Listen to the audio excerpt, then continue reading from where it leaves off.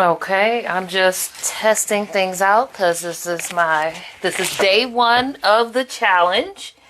Um, and today, once we get everything all set up, I just want to see if I am, yeah, alrighty. Let me expand this. I didn't do that the right way. Why is it not playing? What's going on?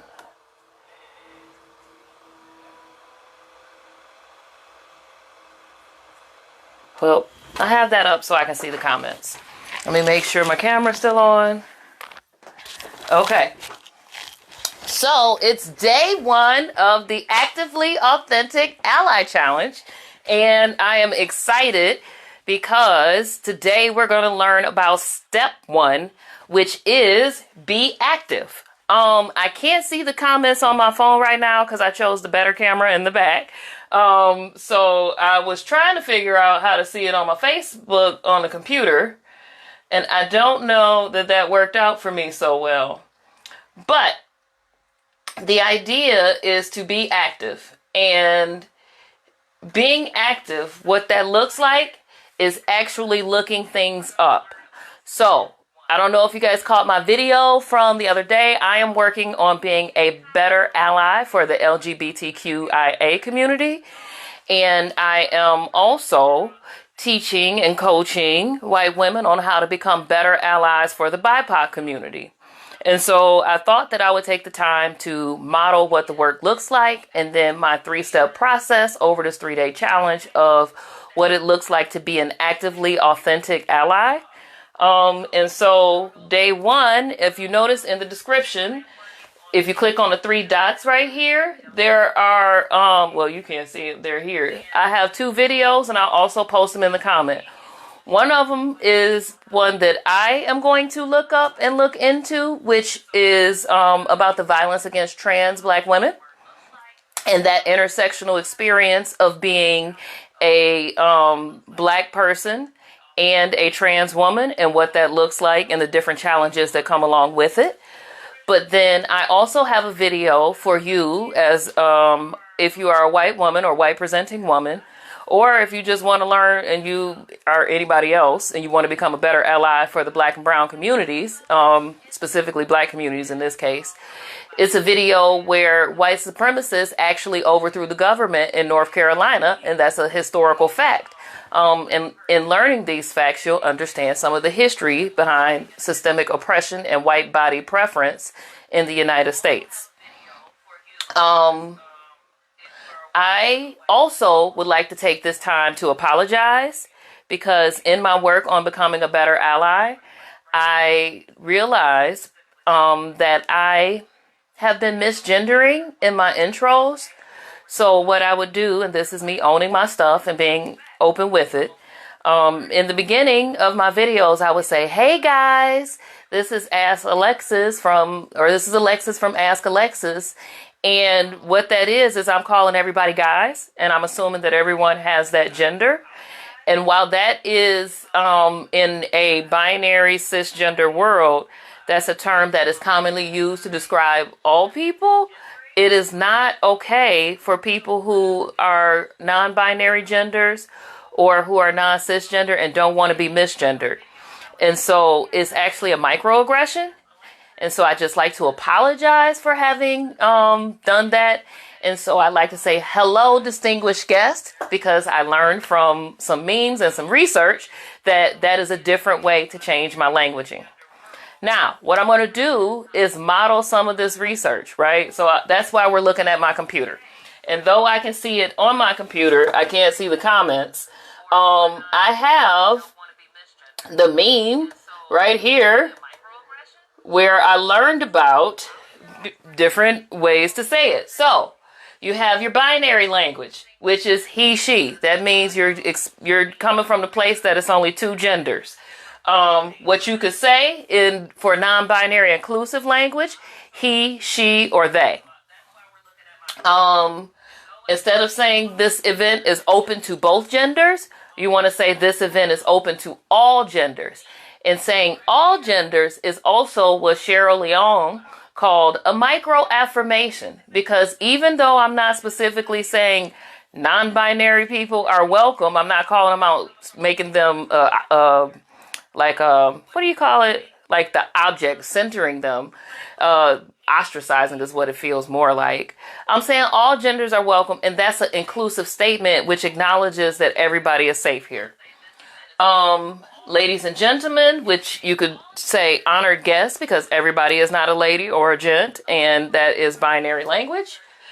Dear sir or madam, you could use to whom it may concern. So if you can see, it's more about learning the things to say, being active in your research and your desire to be an ally, and then doing some work. And we'll have a challenge tomorrow as far as how to be authentic in your work, to integrate these things into your mind's language. So I'm still on my journey, which is why you see me looking at my notes.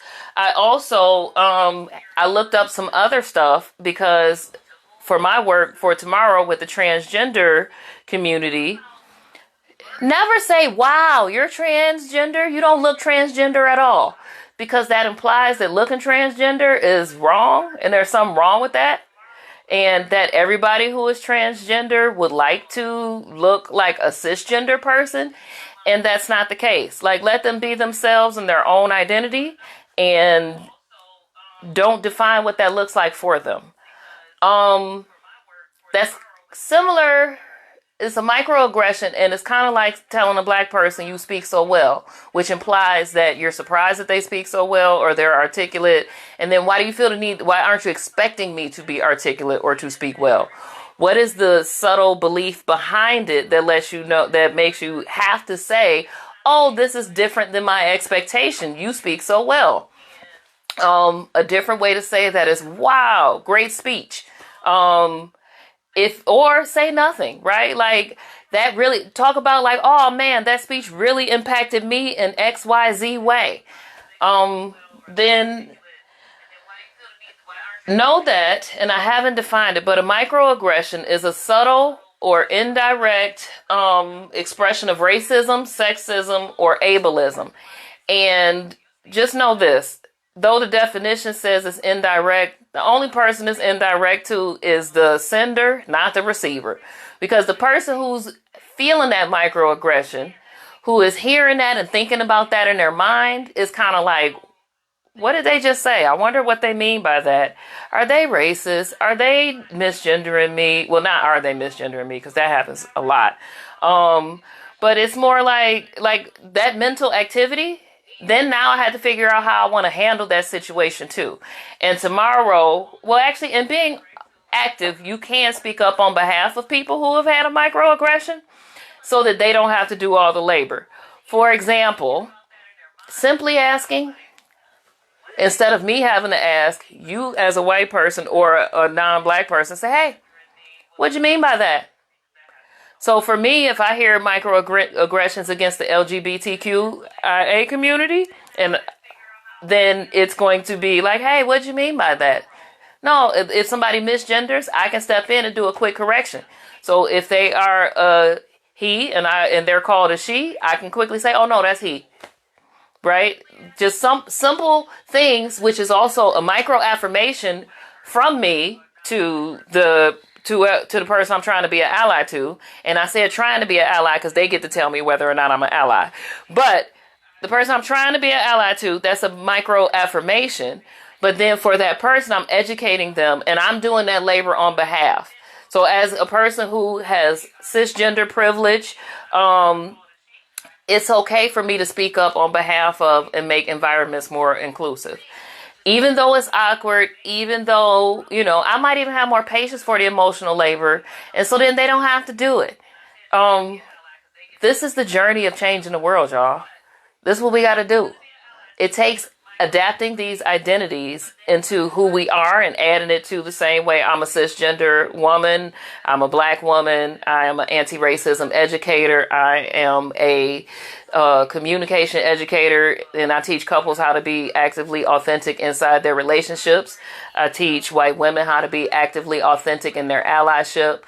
I have all these different identities, and I'm trying to be a better ally. And just so you know, I'll be doing this allyship work with more than, like, I'll be a better ally for other marginalized communities besides the LGBTQIA communities, because I understand that Asian and Island Pacificers are having a lot of trouble right now because we have a president who's saying things like the China virus or Kung flu. And then also that people assume that everybody that's an Asian Island Pacificer is from China, which is not the case. There's lots of countries that are there. And if you would take the time to do the research, you would be able to distinguish which country people are from and all of those things and get to know the different cultures. So just so you know, this day one challenge is going to be for you to become active in your desire to become an ally, which means you got to educate yourself. You got to do some research. If you hear terms that are said and you don't know what they mean, look them up. Google is an excellent tool. I Googled earlier and I got this article right here from Business Insider that gives you microaggressions from ableism to calling women bosses crazy and all kind of stuff. And you could just look it up yourself. I had a friend, Donnie Hill, who told me, he mentioned same gender loving. And I didn't know what same gender loving meant. So, I'm sorry, he said SGL. And I didn't know what that was. So I had to go Google it instead of asking him, because nobody wants to constantly explain their existence. Excuse me. So when you have people constantly explaining their existence, like that, you're reducing me to this singular identity, and I'm so many things, and I don't always want to be put in the box of I'm just this. And it's not my job to teach you. It's your job to educate yourself. If you wanted to learn French, you wouldn't say, hey, Alexis, can you teach me French? No, you would go, you get Rosetta Stone, you go take some French classes because you understand the labor that it takes to teach somebody a whole new language. So don't expect non-binary and LGBTQIA people to teach you all the stuff that you need to know. Don't expect black people to teach you all the things. Don't expect anybody to teach you unless you're paying them. Okay, period, right?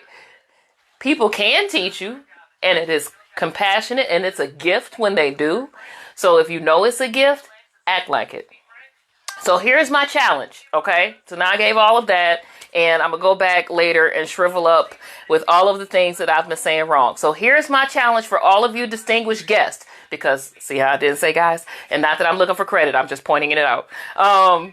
But I have 2 videos. So one of them is about black transgender women and the violence against those.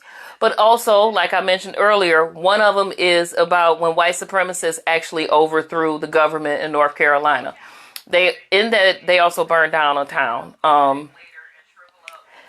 Watch those. They're going to be there. I'm also going to repost them in the comments. And then tomorrow we're going to have questions and answer about that. Please do check it out. I hope you check this out on the replay. Feel free to PM me about it or private message so that we can discuss it and I'll be prepared for your questions tomorrow. And then if you found this content valuable, do me a favor, drop a GIF. Let me know what you thought of it. If you thought it was shitty, you could tell me that too, because I'll take all the feedback. And just be respectful.